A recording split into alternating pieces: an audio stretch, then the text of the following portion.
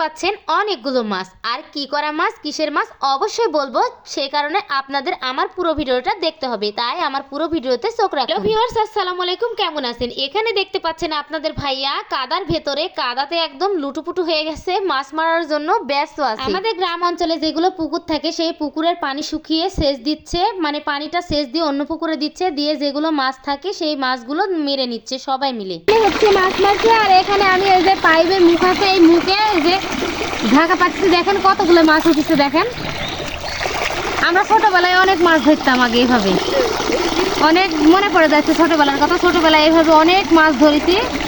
এখন ইচ্ছা করছে কাদার মধ্যে মানে নেমে মাছ ধরতে, কিন্তু কি আর করার, কাদার মধ্যে তো নামতে দিবে না, নামবো না। আর সেই জন্যই যে এই জায়গাতে পাইপ মানে আছে, পানি আসছে, এখান থেকে এই যে মাছ ধরছি। মাছ অনেকগুলো মাছ উঠেছে। তারপরে এর আগেও আসছিল মাছ, যে হাঁসগুলো খেয়ে নিচ্ছিল, তার সাথে দেখি যেভাবে মাছ পড়ছে, সে কারণে এভাবে পাঠিয়েছি।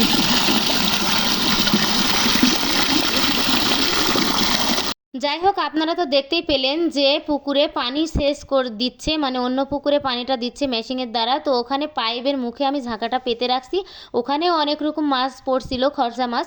তো এই বিষয়টা আমার কাছে বেশ ভালো লাগছে, আমার আসলে মাছ ধরতে ভীষণ ভালো লাগে। তারপরে এই তো অনেকগুলো মাছ পড়ছে, মারছে, মানে অর্ধেক মাছ আড়তে, মাছের আড়তে দিয়ে বিক্রি করা হয়েছে। আর 3-4 জনের শেয়ারে সবাই মাছ মারছিল, সবাই মিলে একত্রে হয়ে মাছগুলো মারছিল, সে কারণে সবাই মিলে মাছগুলো ভাগ করে নিচ্ছিলাম। আর মাছগুলো আপনাদের ভাইয়া ভাগ করছিল, সবাইকে সমানভাবে ভাগ করে দিয়ে সবাই মিলে একসাথে খাবো।